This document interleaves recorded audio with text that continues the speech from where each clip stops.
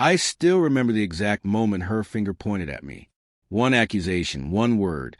Drugs spoken loud enough to freeze the entire airport. I went from an exhausted traveler to a suspected criminal in under 5 seconds.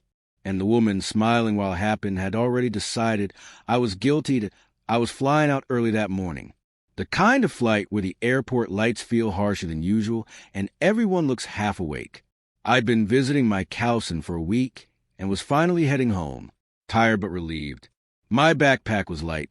My suitcase was basic, and I was already mentally planning a nap I'd take once I landed. Nothing about that day felt unusual until I stepped into security line. That's when I noticed her. She was standing just behind me, arms crossed, lips tight, eyes scanning everything like she was looking for a crime to happen. Late 40s, perfectly styled hair, oversized sunglasses, even though we were indoors. She kept sighing loudly, tapping her foot, muttering about incompetent systems and people who slow everything down. I tried to ignore her. Airports bring out stress in people. I figured she'd calm down once we moved, but she didn't. As the line crept forward, I felt her getting closer, too close. She leaned over my shoulder and stared at my backpack like it offended her personally. When I shifted to give myself space, she scoffed. When I checked my phone, she rolled her eyes at IT felt petty, but something about her attention made my skin crawl. Then came a conveyor belt. I placed my backpack and suitcase down, sent them through the scanner, and stepped forward when told. Simple routine. I was already through a metal detector when I heard her voice. Sharp, confident, loud. "Excuse him. I need security over here." Now the line stopped, heads turned. I turned to, confused, thinking maybe she'd forgotten something. But she wasn't looking at the guards. She was looking straight at me. "That bag," she said, pointing at my backpack as it disappeared into scanner. I saw him put something suspicious in there. The wording hit me like a slap. I froze, half laughing, because surely this was a misunderstanding. One of the officers asked calmly what she meant. She didn't hesitate. "Drugs," she said. "I travel a lot. I know the signs." He was acting nervous, checking his phone, adjusting the bag. That's classic smuggling behavior. My heart dropped into misdemeanor. I tried to speak, but suddenly there were 2 officers between me and the exit. One of them asked me to step aside. People in line stared openly now. Some whispered. Someone pulled out their phone. The woman, Karen, though I didn't know her name then, crossed her arms and nodded like she just saved the airport. "I'm just trying to help." She added loudly, "If something bad happens, that's on all of us." I felt humiliated, angry, terrified. I'd never even had a parking ticket. Now I was being accused of drug smuggling in front of dozens of strangers based entirely on vibes and her imagination. My backpack came off the belt and was immediately pulled aside. They asked me basic questions. Where was I traveling from? Who packed my bags? Did anyone give me anything to carry? Karen stayed close, inserting comments whenever she could. He avoided eye contact. He looked panicked. He's probably lying. Every word made things worse. The officer told me they'd need to do a secondary search. That's when the shock really hit. Not just fear of being delayed, but fear of how fast my life had spun out of control, because one woman decided she knew better. As they unzipped my bag, Karen leaned forward slightly, her expression almost eager, and that's when the first unexpected thing happened. The officer paused. He looked confused and serious, and Karen's confident smile started to fade. The officer asked me to step farther to his side, while another one joining. My bag stayed open on the metal table, half my clothes exposed. And for a split second, the entire scene felt unreal, like I was watching someone else's nightmare. Karen, meanwhile, had taken a step closer, craning her neck to see inside, acting like she was part of the investigation. "What did I tell you?" she said loud enough for the people behind the ropes to hear.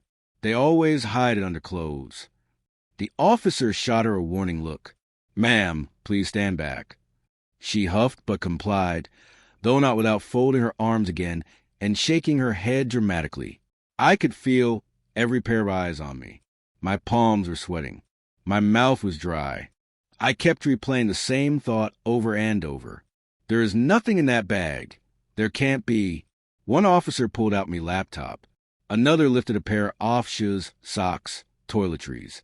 Everything normal. Too normal. Karen's confidence didn't waver at first. She kept nodding to herself like this was all part of some clever act on my part. Smugglers didn't make it obvious. She said to Noon in particular, "They're trained. They act calm." That's when I finally found my voice. "I didn't do anything," I said, my voice cracking despite my best effort. "She doesn't know me. She just decided." "Sir," the officer interrupted gently, "we just need a moment." But Karen wasn't done. "He's trying to manipulate you." She snapped. "I've seen documentaries. They pretend to be victims. It's psychological." The officer's jaw tightened. "Ma'am, enough." That should have been the end, offer commentary. It wasn't. As the search continued, Karen suddenly leaned toward another passenger and whispered something, not nearly as quietly as she thought. I caught fragments. "Drug mule. Probably dangerous people like that." I felt my face burn. A man a few feet away subtly stepped back from me like suspicion itself was contagious. Then came the swab test. The officer explained they were going to test my bag for traces of illegal substances. Perfectly routine, he said, but the word test made my stomach drop. Karen perked up instantly. "There we go," she said, almost pleased. "That'll prove it." The officer ran the swab, fed it into the machine, and waited. The seconds stretched painfully long. Karen watched the screen like it was a courtroom verdict. I stared at the floor, convinced that even if it came back clean, something about this moment would stick with me forever. The machine beeped. The officer frowned. Karen Shed snapped up. "What? What does it say?" The officer didn't answer her right away. He ran the test again, slower this time. His partner leaned in. "There." Expression shifted from neutral to confused. That's when Karen's confidence wobbled for the first time. "Well, you see it, right?" "Ma'am, please step back behind the line." Her face tightened. "Why?" "I'm the one who reported him." "Yes, and we appreciate concern, but this doesn't involve you anymore." That word anymore changed everything. Karen's posture stiffened.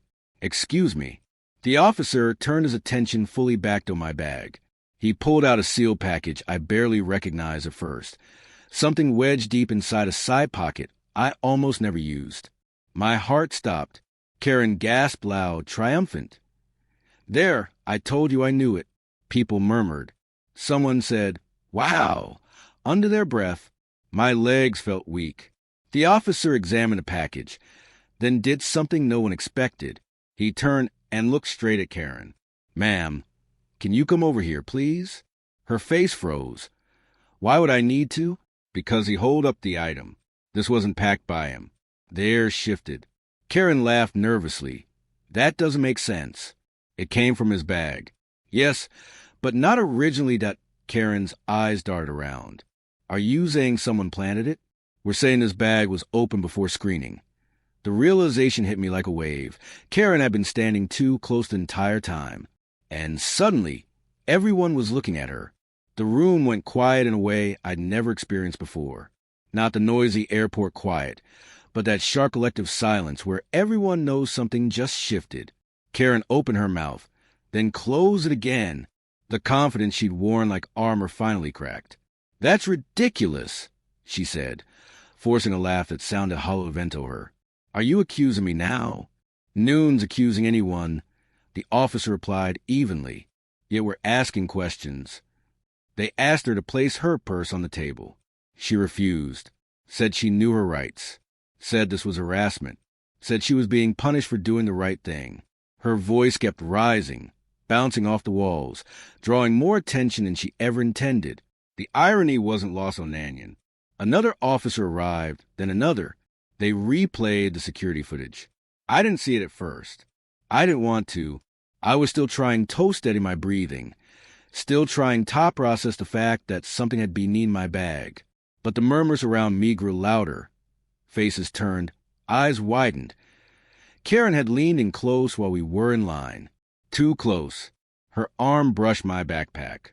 Her hand dipped quick and practiced like someone who'd done it before. The zipper moved for less than a second. No one noticed. No one except the camera. The officer paused the video. Karen's face drained of color. "That's not what it looks like," she whispered. They searched her purse next. Inside was another sealed package identical to the one found in my bag. That's when the truth finally spilled out.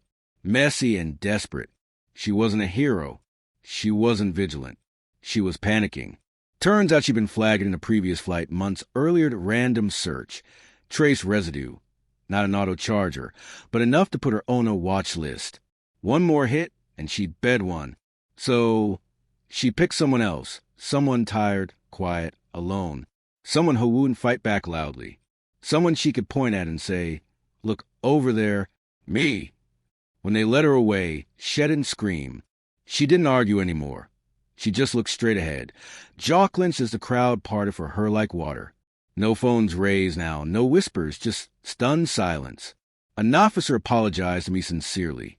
They cleared my name, fast-tracked me through security, even offered water while my hands finally stopped shaking. But the damage was already done in a way that paperwork couldn't erase. As I walked toward my gate, people avoided my eyes, not because they thought I was guilty anymore, but because they'd realized how close they were to believing her.